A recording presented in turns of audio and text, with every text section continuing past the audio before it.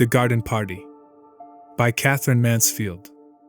And after all, the weather was ideal. They could not have had a more perfect day for a garden party if they had ordered it.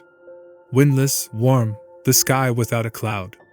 Only the blue was veiled with a haze of light gold, as it is sometimes in early summer. The gardener had been up since dawn, mowing the lawns and sweeping them, until the grass and the dark flat rosettes where the daisy plants had been seen to shine. As for the roses, you could not help feeling they understood that roses are the only flowers that impress people at garden parties. The only flowers that everybody is certain of knowing. Hundreds, yes, literally hundreds, had come out in a single night. The green bushes bowed down as though they had been visited by archangels. Breakfast was not yet over before the men came to put up the marquee. "Where do you want the marquee put, Mother?" "My dear child, it's no use asking me. I'm determined to leave everything to you children this year. Forget I am your mother. Treat me as an honored guest." But Meg could not possibly go and supervise the men. She had washed her hair before breakfast, and she sat drinking her coffee in a green turban, with a dark wet curl stamped on each cheek. Jose, the butterfly, always came down in a silk petticoat and a kimono jacket. "You'll have to go, Laura, you're the artistic one." Away Laura flew, still holding her piece of bread and butter. It's so delicious to have an excuse for eating out of doors, and besides, she loved having to arrange things. She always felt she could do it so much better than anybody else. 4 men in their shirt sleeves stood grouped together on the garden path. They carried staves covered with rolls of canvas, and they had big tool bags slung on their backs. They looked impressive. Laura wished now that she was not holding that piece of bread and butter. But there was nowhere to put it, and she couldn't possibly throw it away. She blushed and tried to look severe and even a little bit short-sighted as she came up to them. "Good morning," she said, copying her mother's voice. But that sounded so fearfully affected that she was ashamed, and stammered like a little girl. "Oh, have you come? Is it about the marquee?" "That's right, miss," said the tallest of the men, a lanky, freckled fellow, and he shifted his tool bag, knocked back his straw hat and smiled down at her. "That's about it." His smile was so easy, so friendly, that Laura recovered. What nice eyes he had, small, but such a dark blue.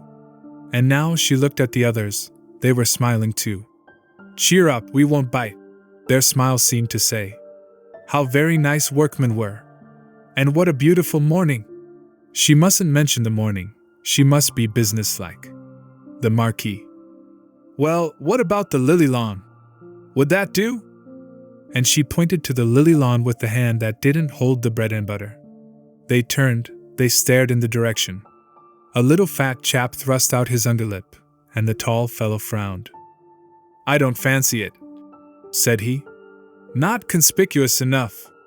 You see, with a thing like a marquee," and he turned to Laura in his easy way.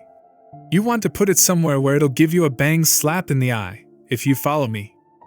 Laura's upbringing made her wonder for a moment whether it was quite respectful of a workman to talk to her of bangs slap in the eye. But she did quite follow him. "A corner of the tennis court," she suggested. "But the band's going to be in one corner." Going to have a band, are you?" said another of the workmen. He was pale. He had a haggard look as his dark eyes scanned the tennis court. What was he thinking? "Only a very small band," said Laura gently. Perhaps he wouldn't mind so much if the band was quite small. But the tall fellow interrupted. "Look here, miss, that's the place. Against those trees. Over there. That'll do fine. Against the caracas." Then the caraca trees would be hidden. And they were so lovely, with their broad, gleaming leaves, and their clusters of yellow fruit. They were like trees you imagined growing on a desert island, proud, solitary, lifting their leaves and fruits to the sun in a kind of silent splendor. Must they be hidden by a marquee? They must. Already the men had shouldered their staves and were making for the place. Only the tall fellow was left.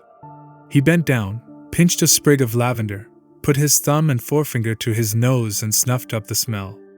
When Laura saw that gesture, she forgot all about the caracas in her wonder at him caring for things like that, caring for the smell of lavender.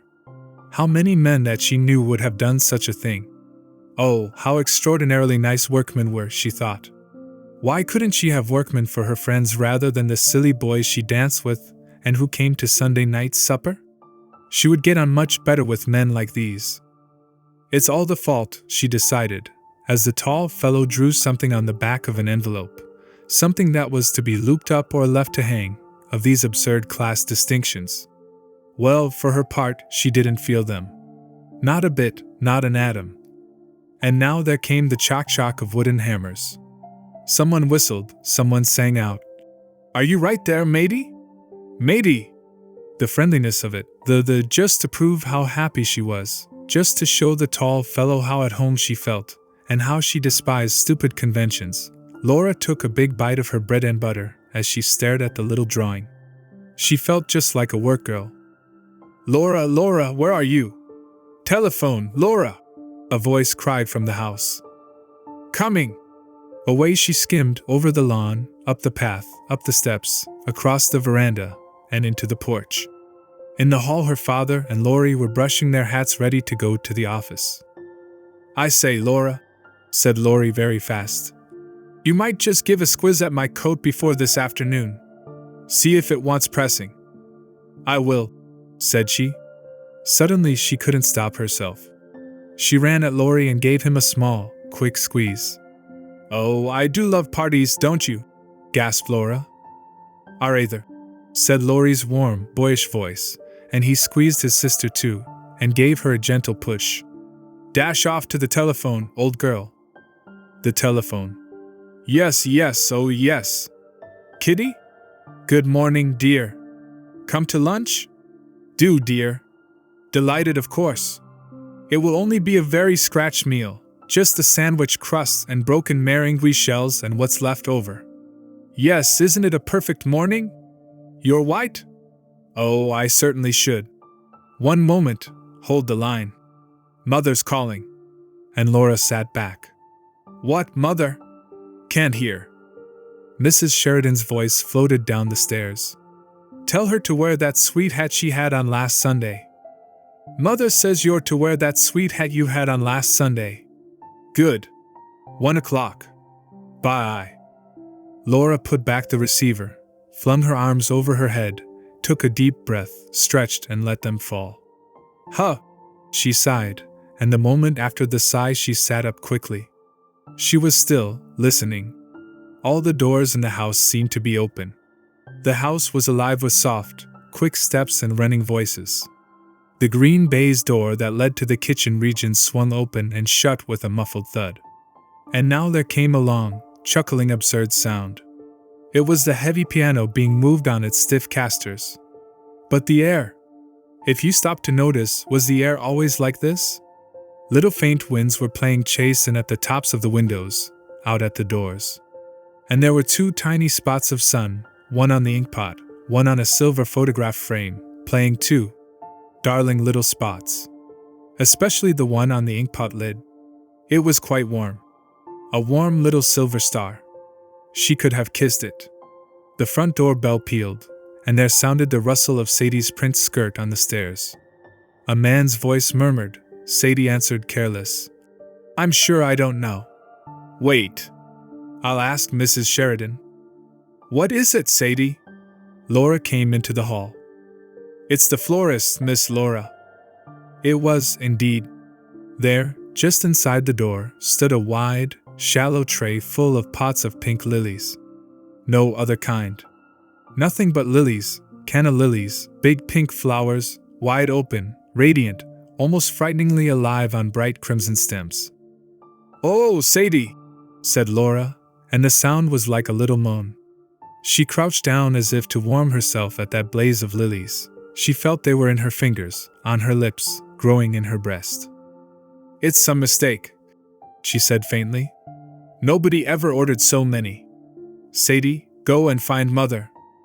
But at that moment Mrs. Sheridan joined them. "It's quite right," she said calmly. "Yes, I ordered them. Aren't they lovely?" She pressed Laura's arm. "I was passing the shop yesterday, and I saw them in the window. And I suddenly thought for once in my life I shall have enough canna lilies. The garden party will be a good excuse. But I thought you said you didn't mean to interfere, said Laura. Sadie had gone. The florist man was still outside at his van. She put her arm round her mother's neck and gently, very gently, she bit her mother's ear. My darling child, you wouldn't like a logical mother, would you? Don't do that. Here's the man. He carried more lilies still, another whole tray. Bank them up, just inside the door, on both sides of the porch, please, said Mrs. Sheridan. Don't you agree, Laura? Oh, I do, Mother. In the drawing room, Meg, Jose and good little Hans had at last succeeded in moving the piano. Now, if we put this Chesterfield against the wall and move everything out of the room except the chairs, don't you think? Quite. Hans, move these tables into the smoking room, and bring a sweeper to take these marks off the carpet, and one moment, Hans. Jose loved giving orders to the servants, and they loved obeying her. She always made them feel they were taking part in some drama. Tell Mother and Miss Laura to come here at once. Very good, Miss Jose. She turned to Meg. I want to hear what the piano sounds like, just in case I'm asked to sing this afternoon. Let's try over this Life is Weary. Pom! Ta-ta-ta-ti-ta. The piano burst out so passionately that Jose's face changed. She clasped her hands. She looked mournfully and enigmatically at her mother and Laura as they came in. This life is weary. A tear, a sigh. A love that changes. This life is weary. A tear, a sigh. A love that changes. And then, goodbye.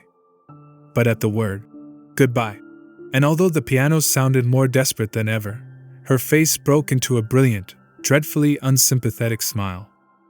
Aren't I in good voice, Mummy? She beamed. This life is weary. Hope comes to die. A dream, awakening. But now Sadie interrupted them. What is it, Sadie?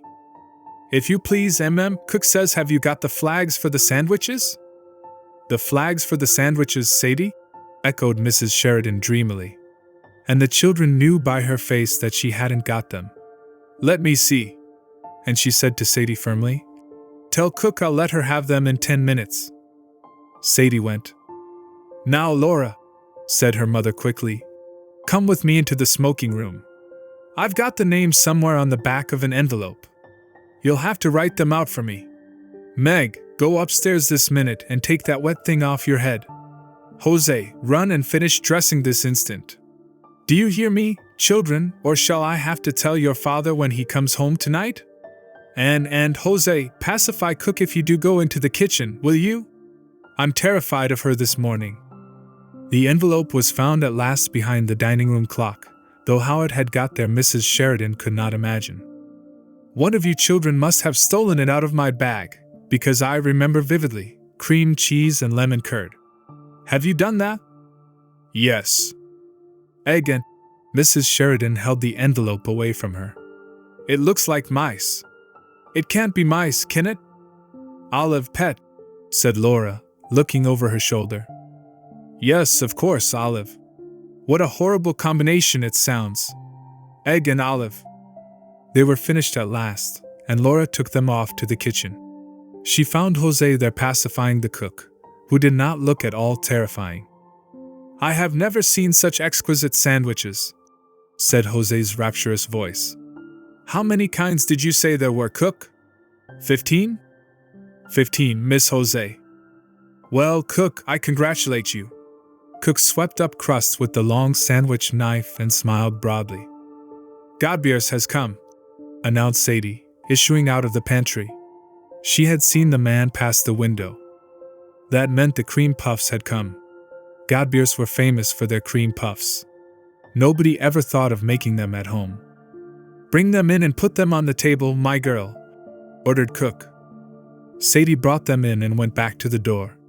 Of course, Laura and Jose were far too grown up to really care about such things.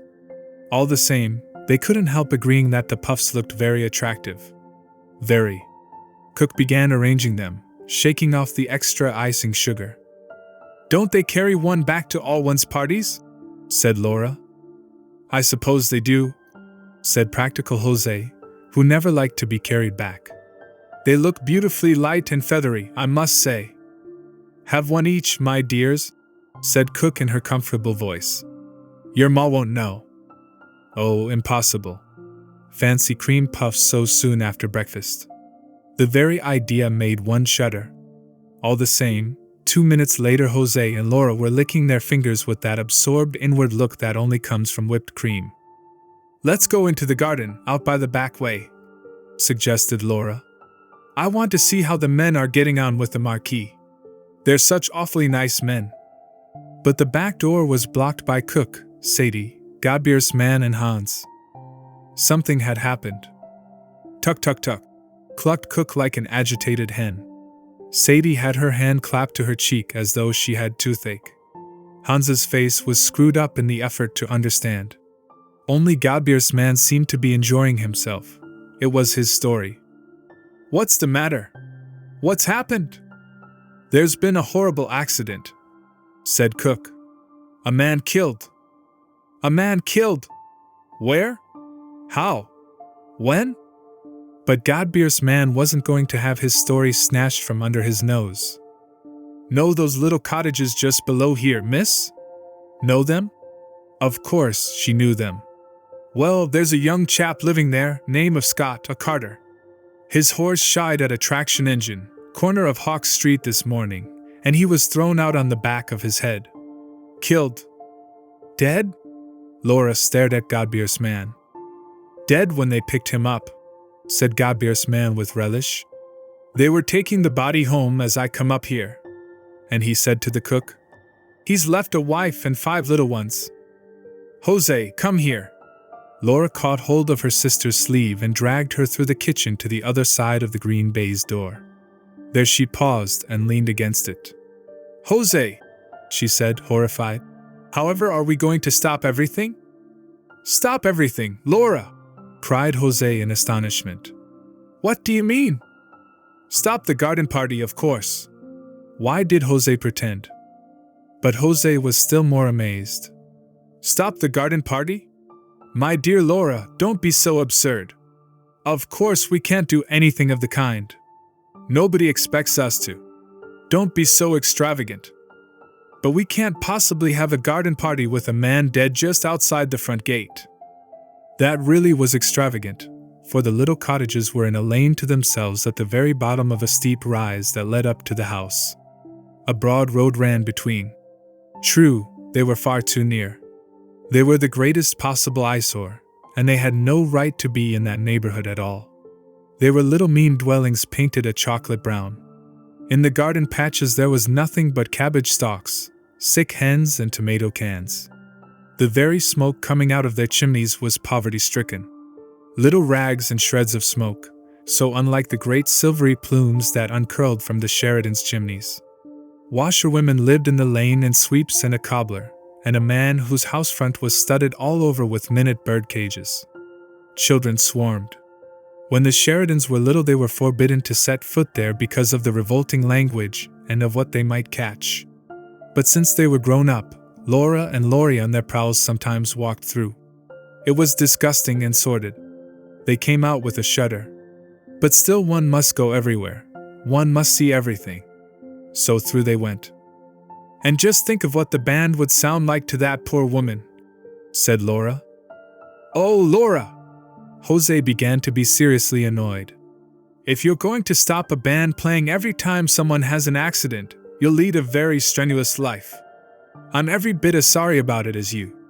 I feel just as sympathetic. Her eyes hardened. She looked at her sister just as she used to when they were little and fighting together. You won't bring a drunken workman back to life by being sentimental, she said softly. Drunk? Who said he was drunk? Laura turned furiously on Jose. She said just as they had used to say on those occasions. I'm going straight up to tell Mother. Do, dear, cooed Jose. Mother, can I come into your room? Laura turned the big glass doorknob.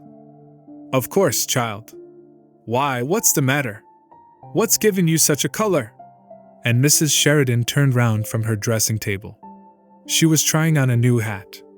"Mother, a man's been killed," began Laura. "Not in the garden?" interrupted her mother. "No, no! Oh, what a fright you gave me!"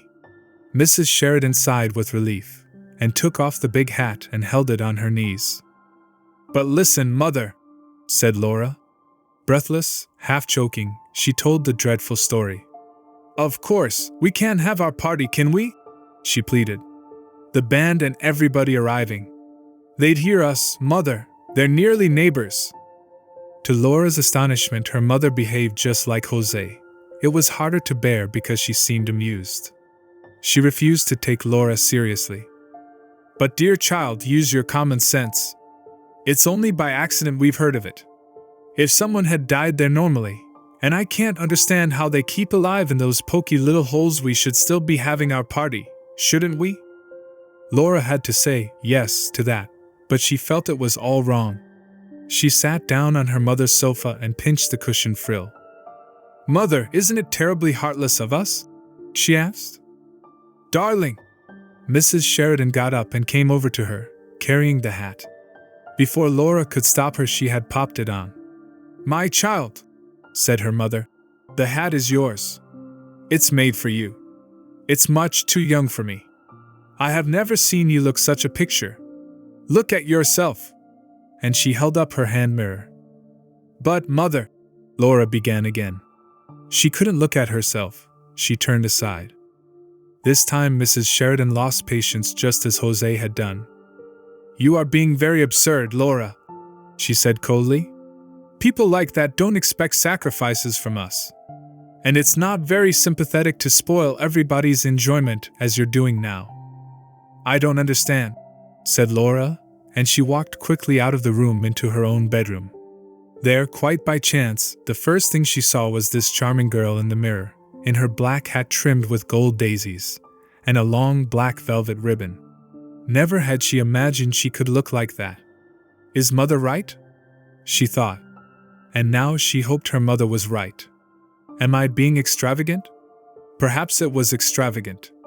Just for a moment she had another glimpse of that poor woman and those little children, and the body being carried into the house. But it all seemed blurred, unreal, like a picture in the newspaper. "I'll remember it again after the party's over," she decided. And somehow that seemed quite the best plan. Lunch was over by 1:30. By 2:30 they were all ready for the fray. The green-coated band had arrived and was established in a corner of the tennis court. "My dear," trilled Kitty Maitland, "aren't they too like frogs for words? You ought to have arranged them round the pond with the conductor in the middle on a leaf." Laurie arrived and hailed them on his way to dress. At the sight of him, Laura remembered the accident again. She wanted to tell him. If Laurie agreed with the others, then it was bound to be all right. And she followed him into the hall. "Laurie!" "Hello?" He was halfway upstairs, but when he turned round and saw Laura, he suddenly puffed out his cheeks and goggled his eyes at her. "My word, Laura! You do look stunning," said Laurie. "What an absolutely topping hat!" Laura said faintly. "Is it?" and smiled up at Laurie, and didn't tell him after all. Soon after that, people began coming in streams. The band struck up. The hired waiters ran from the house to the marquee. Wherever you looked, there were couples strolling, bending to the flowers, greeting, moving on over the lawn. They were like bright birds that had alighted in the Sheridans' garden for this one afternoon, on their way to where? What happiness it is to be with people who all are happy, to press hands, press cheeks, smile into eyes. "Darling Laura, how well you look! What a becoming hat, child! Laura, you look quite Spanish. I've never seen you look so striking." And Laura, glowing, answered softly, "Have you had tea? Won't you have an ice? The passion fruit ices really are rather special." She ran to her father and begged him. "Daddy, darling, can't the band have something to drink?" And the perfect afternoon slowly ripened, slowly faded, slowly its petals closed. Never a more delightful garden party.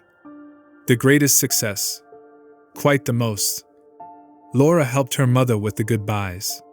They stood side by side in the porch till it was all over. All over, thank heaven," said Mrs. Sheridan. "Round up the others, Laura. Let's go and have some fresh coffee. I'm exhausted." "Yes, it's been very successful. But oh, these parties. Why will you children insist on giving parties?" And they all of them sat down in the deserted marquee. "Have a sandwich, Daddy dear. I wrote the flag." "Thanks." Mr. Sheridan took a bite and the sandwich was gone. He took another. "I suppose you didn't hear of a beastly accident that happened today?" he said. "My dear," said Mrs. Sheridan, holding up her hand. "We did. It nearly ruined the party. Laura insisted we should put it off." "Oh, Mother!" Laura didn't want to be teased about it. "It was a horrible affair all the same," said Mr. Sheridan. "The chap was married too. Lived just below in the lane, and leaves a wife and half a dozen kiddies, so they say." An awkward little silence fell. Mrs. Sheridan fidgeted with her cup. Really, it was very tactless of Father. Suddenly she looked up. There on the table were all those sandwiches, cakes, puffs, all uneaten, all going to be wasted. She had one of her brilliant ideas. "I know," she said. "Let's make up a basket. Let's send that poor creature some of this perfectly good food. At any rate, it will be the greatest treat for the children. Don't you agree? And she's sure to have neighbors calling in and so on. What a point to have it all ready prepared. Laura!" She jumped up. "Get me the big basket out of the stairs cupboard." "But Mother, do you really think it's a good idea?" said Laura. Again, how curious, she seemed to be different from them all. To take scraps from their party. Would the poor woman really like that? "Of course. What's the matter with you today? An hour or two ago you were insisting on us being sympathetic, and now—" "Oh well." Laura ran for the basket. It was filled, it was heaped by her mother. "Take it yourself, darling," said she. "Run down just as you are. No, wait, take the arum lilies too. People of that class are so impressed by arum lilies. The stems will ruin her lace frock," said practical Jose. So they would. Just in time. Only the basket then. "And Laura!" Her mother followed her out of the marquee. "Don't on any account." "What, Mother?" "No, better not put such ideas into the child's head." "Nothing. Run along." It was just growing dusky as Laura shut their garden gates. A big dog ran by like a shadow. The road gleamed white, and down below in the hollow the little cottages were in deep shade. How quiet it seemed after the afternoon. Here she was going down the hill to somewhere where a man lay dead, and she couldn't realize it. Why couldn't she? She stopped a minute. And it seemed to her that kisses, voices, tinkling spoons, laughter, the smell of crushed grass were somehow inside her. She had no room for anything else. How strange! She looked up at the pale sky, and all she thought was, yes, it was the most successful party. Now the broad road was crossed. The lane be gone, smoky and dark. Women in shawls and men's tweed caps hurried by. Men hung over the palings. The children played in the doorways. A low hum came from the mean little cottages. In some of them there was a flicker of light, and a shadow, crab-like, moved across the window. Laura bent her head and hurried on. She wished now she had put on a coat. How her frock shone! And the big hat with the velvet streamer. If only it was another hat. Were the people looking at her? They must be. It was a mistake to have come. She knew all along it was a mistake. Should she go back even now? No, too late. This was the house. It must be. A dark knot of people stood outside. Beside the gate an old woman with a crutch sat in a chair, watching. She had her feet on a newspaper. The voices stopped as Laura drew near. The group parted. It was as though she was expected, as though they had known she was coming here. Laura was terribly nervous. Tossing the velvet ribbon over her shoulder, she said to a woman standing by, "Is this Mrs. Scott's house?" And the woman, smiling queerly, said, It is, my lass. Oh, to be away from this, she actually said. Help me, God, as she walked up the tiny path and knocked. To be away from those staring eyes, or be covered up in anything, one of those women's shawls even. I'll just leave the basket and go, she decided. I shan't even wait for it to be emptied. Then the door opened. A little woman in black showed in the gloom. Laura said, "Are you Mrs. Scott?" But to her horror the woman answered, "Walk in, please, miss," and she was shut in the passage. "No," said Laura. "I don't want to come in. I only want to leave this basket. Mother sent." The little woman in the gloomy passage seemed not to have heard her. "Step this way, please, miss," she said in an oily voice, and Laura followed her. She found herself in a wretched little low kitchen, lighted by a smoky lamp. There was a woman sitting before the fire. Said the little creature who had let her in. It's a young lady." She turned to Laura. She said meaningly, "I'm her sister, miss. You'll excuse her, won't you?" "Oh, but of course," said Laura. Please don't disturb her. I only want to leave." But at that moment the woman at the fire turned round. Her face, puffed up, red, with swollen eyes and swollen lips, looked terrible. She seemed as though she couldn't understand why Laura was there. What did it mean? Why was this stranger standing in the kitchen with a basket? What was it all about? And the poor face puckered up again. "All right, my dear," said the other. "I'll thank the young lady." And again she began. "You'll excuse her, miss, I'm sure." And her face, swollen too, tried an oily smile.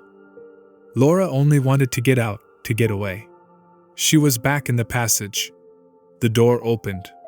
She walked straight through into the bedroom where the dead man was lying. "You'd like a look at him, wouldn't you?"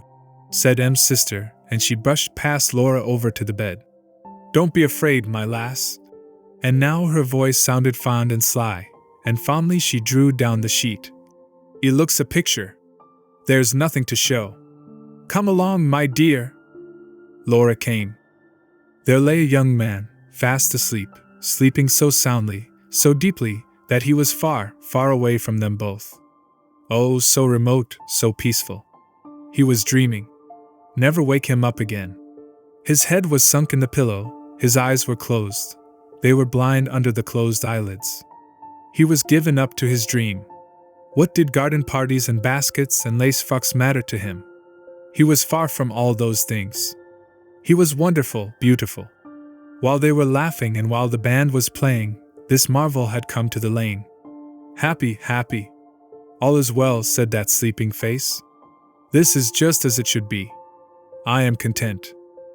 But all the same you had to cry, and she couldn't go out of the room without saying something to him. Laura gave a loud childish sob. "Forgive my hat," she said. And this time she didn't wait for M's sister. She found her way out of the door, down the path, past all those dark people. At the corner of the lane she met Laurie. He stepped out of the shadow. "Is that you, Laura?" "Yes." Mother was getting anxious. "Was it all right?" "Yes, quite." "Oh, Laurie!" She took his arm. She pressed up against him. "I say, you're not crying, are you?" asked her brother. Laura shook her head. She was. Laurie put his arm round her shoulder. "Don't cry," he said in his warm, loving voice. "Was it awful?" "No," sobbed Laura. "It was simply marvelous." "But Laurie..." She stopped. She looked at her brother.